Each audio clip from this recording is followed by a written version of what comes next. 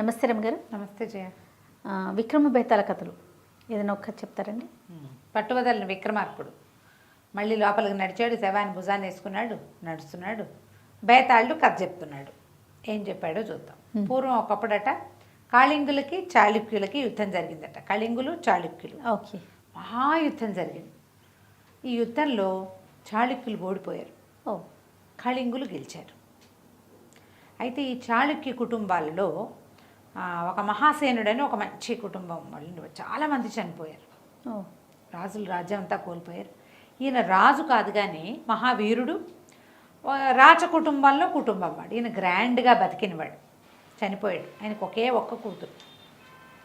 చనిపోతే ఆయన భార్య పేరు జాంబవతి. ఆవిడ భర్త స్థాయికి తగ్గకుండా తన దారిని తను జీవించేది. ఆయన చనిపోయినాక మరి ఏం చేస్తుంది? పిల్లని పెట్టుకుని ఉండేది. ఈ రాచనగర్ నుంచి కొంచెం అవతలకి ఎక్కడికో తరలి వెళ్ళిపోయారు వాళ్ళు. మరి వాళ్ళు వచ్చేసి చాళుక్యులు ఆక్యుపై చేసేశారు కదా, ఆస్తుల్లో దొరికినంత మటుకు ఉంచుకుని పిల్లతో సహా తరలి వెళ్ళిపోయింది. కానీ వాళ్ళ తాలూకు మర్యాదలు గొప్పలతనాలకి ఏమీ తగ్గకుండా జీవిస్తూ ఉండేది. పిల్లకి పెళ్లి చేయాలి. వాళ్ళకి ఒక్క కూతురు మధురిక, దాని పేరు. మహాద్భుతమైన సౌందర్యవతి ఆ పిల్ల. అయితే వీళ్ళకి దూరపు చుట్టం విరూపాక్షుడు అని ఒకడు ఉండేవాడు. ఈ విరూపాక్షుడు నలుపు, ఎత్తు, మోటు, ఆజానుబాహువు. కానీ వీళ్ళకి చాలా సహాయం చేసేవాడు. ఓకే. ఈ పిల్ల చిన్నప్పటి నుంచి విరూపాక్షుడికి ఇచ్చి పెళ్లి చేస్తాననేది వాళ్ళమ్మ. ఈ మధురికకి ఆ విరూపాక్షుడిని చూస్తేనే భయం. ఆయన ఇంతకో దండ అంతకో చెయ్యి, మహాకాయుడుగా ఉండేవాడు. ఈ పిల్ల సన్నగా పిగిలి పిట్టలే బొమ్మల్లే ఉండేది.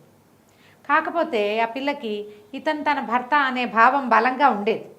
కాబోయే భర్త అతనే తమని అన్ని విధాలా చూసుకుంటున్నాడు. ఓకే, సరే అట్టా నడిచింది. వీళ్ళు ఏంటంటే కొంచెం మెల్లిగా పెళ్లి చేద్దాం అనుకుంటే వీళ్ళ ఇంట్లో ఒక శాపం ఏదో ఉంది. 18 నిండే లోపల పెళ్లి చేసేయాలి పిల్లకి. 19వ ఏడు వచ్చిందంటే పిల్ల చచ్చిపోతుంది. వాళ్ళ కుటుంబాల్లో ఇప్పటికి ఎన్నిసార్లు అట్లా జరిగింది.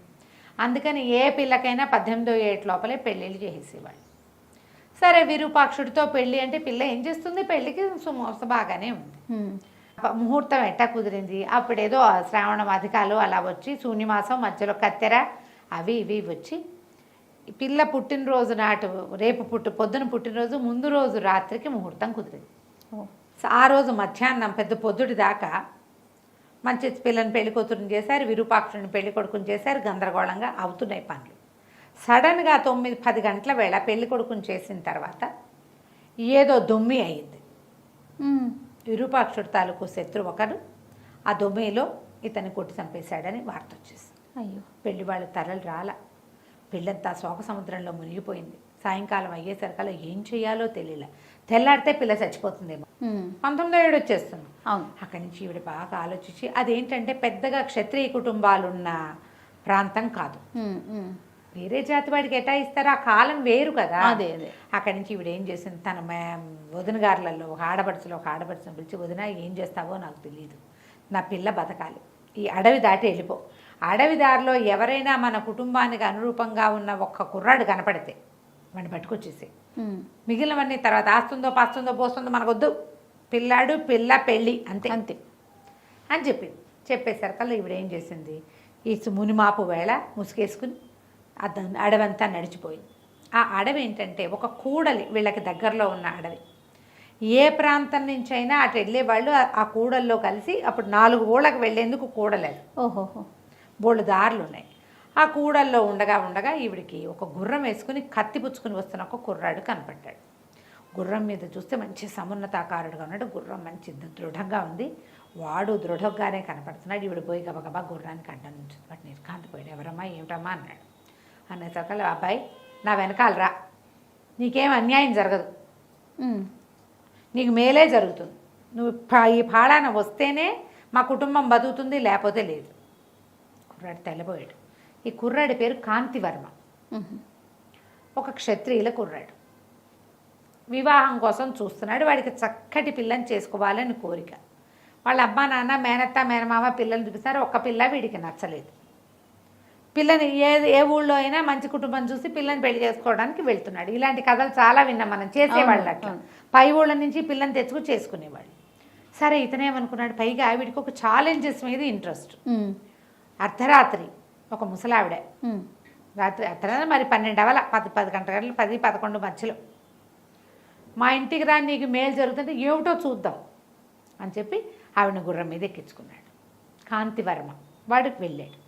వెళ్ళేసరికల్లా వీళ్ళు మనిషిని చూస్తే తెలిసింది క్షత్రియులు, కుర్రవాడు కనపడుతున్నాడు. వాడి వేషం భాష, తర్వాత గుర్రం, వాడి వరంలో ఉన్న కత్తి, వాడి తలపాగా మీసాలు ఇవన్నీ చూసి గ్యారంటీగా వీడు పర్వాలా అనుకొని, బాబు నాయన నీ పేరేమిటి నాయన అంటే కాంతివర్మ అండి అన్నాడు. అనగానే జాంబవతి అంది, బాబు నీకు దండం పెడతా, తెల్లవారితే మా పిల్ల చచ్చిపోతుంది, పిల్లని పెళ్లి చేసుకో, ఇదిగో మా పిల్లని ఆ మధురికని చూపించింది. ఈ మధురిక ఇక పెళ్ళి అవ్వదు అని నిశ్చయించుకుని చచ్చిపోతానని డిసైడ్ అయ్యింది.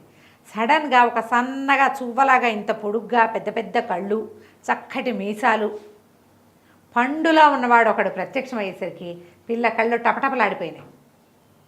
నవ్వొచ్చేసింది దానికి. పెళ్ళైపోతోంది, వీడు ఎంత బాగున్నాడో. నిన్నటిదాకా విరూపాక్షని చూస్తే వాడిని చూడంగానే భయం వేసేది, వాడిని చూస్తే ఆ పిల్ల కళ్ళ సిగ్గుతో కళ్ళు వాల్చేసింది.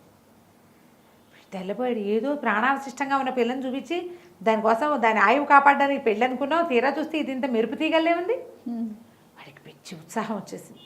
ఏమైతే అది చేసేసుకుందాం పెళ్ళి, మనకు కూడా అలా అయితే బాగుంటుంది కదా. అక్కడి చేసుకోవడానికి సిద్ధపడ్డాడు. సరే, పెద్ద మర్యాదగా లేరు వాళ్ళు. బాబు ఈ బట్టలు వేసుకో, అడుగుచో అలా అంటున్నారు. నాయనా బాబు బంగారు కొండ అంటలా, పెద్ద మర్యాదగా ఏం లేరు. వాడికి బాగా నచ్చింది ఆ పిల్లే. అది ఉండుండి వీడికేసి చూసి నవ్వుతుంది, సిగ్గుపడుతుంది, మెలకలు తిరిగిపోతుంది పిల్ల. అదేమో అందంగా ఉంది. పెద్ద క్షత్రియుల అబ్బాయి కొంచెం రాచరికంలో ఉన్నవాళ్ళే, వాళ్ళు రాజుకు దగ్గర బంధువులు. వీళ్ళు కొంచెం అయ్యా రండి కూర్చోండి అలాంటివి అలవాటు ఉన్నాయి వాడికి. ఆ పాప అనాలి, వీళ్ళు ఆ పంటల తుమ్మనేస్తున్నారు అన్నా కూడా ఈ పిల్ల మీద ఉన్న అట్రాక్షను వాడికి పెళ్లి చేసేసుకుందాం అనిపించేసింది. కూర్చోబెట్టేశారు. 11:30-12 అయ్యే లోపల వివాహం జరిగిపోయింది. ఈ పిల్ల ప్రాణాలకు వచ్చిన తిప్పలేం లేవు. అక్కడి నుంచి ఒక 2 గంటలు గడిచేసరికి వీళ్ళకి అర్థమైంది ఏంటంటే కాంతివర్మ కళింగుల పిల్లవాడు. అర్థమైపోయింది. కళింగులకి ఇస్తామా పిల్లని, వాళ్ళ వల్లే కదా మనం ఇట్లా అయిపోయాం, చెట్టుకోకళ్ళు పుట్టకోకళ్ళు. అక్కడి నుంచి ఈవిడ ఎవరెవరా, నువ్వు కళింగుల పిల్లాడు అని నాకేం తెలుసు, మాకు పెళ్ళి అయింది, మా పిల్ల బతికేసింది, నువ్వు నీ దారి నువ్వు, చచ్చినా మా పిల్లని నీతో పంపేది లేదు. పెళ్ళయింది, మా పిల్ల బతికింది, పెళ్ళైతే బతుకుతారు, బతికేసింది మా పిల్ల, ససేమిరా నేను చెయ్యను. అప్పుడు వీళ్ళకి ఏం తెలిసింది, ఈ అబ్బాయి వీళ్ళ నాన్న కుర్రాడి తండ్రి కళింగుల తరఫున యుద్ధం చేశాడు. మీ నాన్నే నా భర్తను చంపేశాడేమో, నా పిల్ల అనాథ అవడానికి కారణం మీ నాన్నే అయి ఉండొచ్చు. అటువంటి ఇంటికి నేనేటా పంపిస్తాను, నేను పంపను, పెళ్ళిగా కుదరదన్నాడు. ఇంతలో ఏమైంది, వాకిట్లో పెద్ద కలకలం. జనాలంతా చూస్తే కుర్రాడ ఒప్పుకోవట్లేదు. కాదండి, నా దారిని నేను పోతుంటే మీరు పెళ్ళన్నారు, వివాహం అయ్యాక నా పెళ్ళాన్ని తీసుకెళ్ళకుండా నేను ఎందుకుంటాను, నాకు కుదరదు, పిల్లని నాతో పంపాల్సిందేనన్నాడు. ఇక వాకిట్లో కలకలం వస్తుంది. తీరా చూస్తే ఎవరో ఆజానుబాహు లోపలికి వస్తున్నాడు చీకట్లో. తీరా చూస్తే ఒంటి నిండా దెబ్బలు తగిలిన్నా అతను వచ్చేసాడు. అక్కడి నుంచి జాంబాజు గారు పరిగెత్తి, నాయన విరూప బతికే ఉన్నావా, అయ్యో పిల్లకి పెళ్లి చేసేసానరా, కళింగ దుర్మార్గుడికి ఇచ్చి చేసేసానరా నాయన, నా కొంప మునిపోయిందిరా అని ఏడవటం మొదలుపెట్టింది. ఆడన్నాడు, ఎవడరా నువ్వు, నా పెళ్ళాన్ని పెళ్లి చేసుకుంటావా, పట్టు నీ అంతు చూస్తానన్నాడు. తీరా చూస్తే ఇతనికి ఒంటి నిండా దెబ్బలు.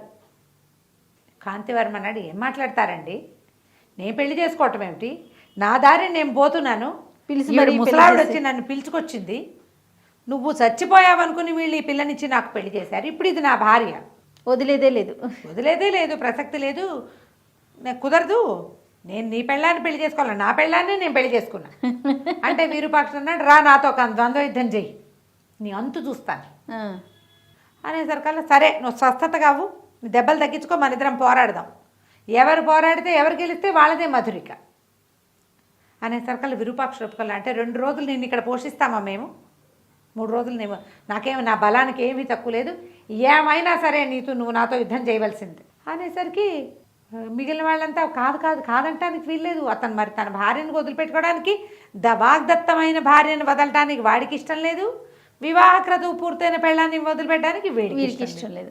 సరే ఇద్దరు ఏం చేస్తారు, అదొక చిన్న ఇల్లు ప్రాంగణం కదా, ఖాళీ ప్రదేశం కోసం వెళ్ళారు అవతలకి యుద్ధానికి. మరి ద్వంద్వ యుద్ధం చేయాలి, కత్తి యుద్ధం. ఇద్దరు కలిసి ద్వంద్వ యుద్ధం చేశారు. విరూపాక్షుడు పడిపోయి అతను అడిగాడు, ఏమయ్యా మధురిక నీకు ఇష్టమేనా, నీకు అమ్మాయికి నువ్వంటే ఇష్టమేనా అన్నాడు. ఎందుకు ఇష్టం లేదండి, మీరు వచ్చారు, మిమ్మల్ని చూసిన అమ్మాయి చూపు నన్ను చూస్తున్న చూపు మీరు చూడలేదా? మిమ్మల్ని చూసి భయపడింది, మళ్ళీ వచ్చాడురా దేవుడా అన్నట్టు.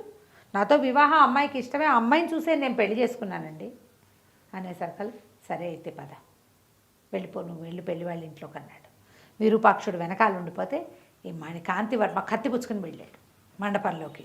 జాంబవతి గారు నిర్ఘాంతపోయింది. వీడు వచ్చాడంటే వాడు పడిపోయి చచ్చిపోయినట్టే కదా. తెల్ల మొహం పడిపోయింది. ఏం చేయాలో తెలియదు. ఇచ్చేయండి మా అమ్మాయిని, మీ అమ్మాయిని నాకు ఇచ్చేసేయండి అన్నాడు. అనేసరికి దాని ఉంది నాయన, పెళ్ళి అవగానే ఎట్టా పంపిస్తాం పిల్లల్ని? 3 నిద్రలు అవ్వాలి, మనుగుడుపులు అవ్వాలి, పిల్లలకి ఏమైనా పసుపు కుంకుమ పెట్టి పంపిస్తామని. వెనకాల విరూపాక్షుడు నడిచి వచ్చాడు స్లోగా. అతన్ని చూశాక ఈవిడ మనసు సర్దుకుని తప్పకుండా ఆయన పిల్లల్ని పంపించేస్తాను, ఈ అమ్మాయి నీ భార్య అని అన్నది.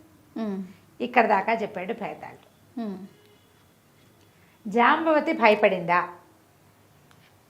ఏమైనా సరే వాడు చచ్చినా సరే నా పిల్లని నేను నీతో పంపను అని ఎందుకు అనలా. ఎందుకు పిల్లని పంపిస్తానని, నీ పిల్ల నీదేనని అతనికి చెప్పింది. అతన్ని అల్లుడుగా యాక్సెప్ట్ చేసి ఈ మనుగుడుపులు అవి జరపడానికి ఒప్పుకుంది అని అడిగాడు భేతాళుడు. ఏం ఆన్సర్ చెప్పాలి దీనికి? రాజుగారు వెంటనే చెప్పాడు, ఇది భయం కాదు. భయపడలేదు జాంబవతి. ఆమె తెలుసుకుంది కళింగులు క్రూరులని వాళ్ళ ఉద్దేశం. చాళుక్యులు కళింగులు యుద్ధం చేశారు. సహజంగా ఇద్దరు యుద్ధం చేస్తే ఒకళ్ళు ఓడిపోతారు. గెలిచిన వాడిని క్రూరుడుగా ప్రపంచం అభివర్ణిస్తుంది. అలాగే కదా, వాళ్ళు దుర్మార్గులు అనుకుంటాం. కానీ ఇద్దరు యుద్ధం చేసేటప్పుడు గెలవడానికి రెండో వాడికి కూడా అవకాశం ఉంది. అప్పుడు రెండో వాడు క్రూరుడు అవ్వాలి కదా లెక్క ప్రకారం. కళింగులు క్రూరుడు వాళ్ళ వల్ల తన భర్త చనిపోయాడని నమ్మింది. చేతిలో ఒక దెబ్బ కొడితే చచ్చిపోవడానికి సిద్ధంగా ఉన్న విరూపాక్షుడు ఉన్నా కూడా చంపకుండా వదిలిపెట్టేశాడు కాంతివర్మ. అంటే అతనికి క్రూరత్వం లేదు. కళింగుల రక్తంలో తమ ఉంటుందని తాము భావిస్తున్నది లేదు. తర్వాత తమ దగ్గర ఓడిపోయిన చాళుక్యుల పిల్లని పెళ్లి చేసుకున్నానన్న చిన్నతనం పడలేదు అతను. హుందాగా ప్రవర్తించాడు. అంతకంటే ఏం కావాలి అల్లుడవడానికి? విరూపాక్షుడు కత్తితో పొడుచు చచ్చిపోలే అక్కడ. అతను కూడా యాక్సెప్ట్ చేశాడనమాట.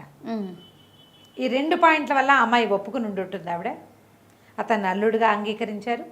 తమ పిల్లల్ని పంపడానికి విరూపాక్షుడు అంగీకరించినట్టే ఈవిడ అంగీకరించారు. అంతే. పాయింట్ బాగుంది కదా. ఇది వినంగానే భేతాళుడు అన్నాడు, చాలా అద్భుతంగా చెప్పాడు. ఇదే జరిగింది. ఆమె అతను కళింగుల మీద ఉన్న దురభిప్రాయం తొలగిపోయింది ఆమెకి. యుద్ధంలో వెన్నిచ్చిన వాడిని చంపేస్తారు అలాంటి కథలు వింటారు, నిజం అనుకుంటారు. అది నిజం కాదు, తను మంచివాడు. అందుకని వదిలేసాను. చాలా బాగుంది, కానీ నువ్వు మౌనభంగం చేస్తావు కాబట్టి నేను వెళ్ళిపోతున్నా అని వెళ్ళిపోయాడు. కథ కంచికి మనం ఇంటికి. రైట్ రమ్మ గారు, నమస్తే. నమస్తే.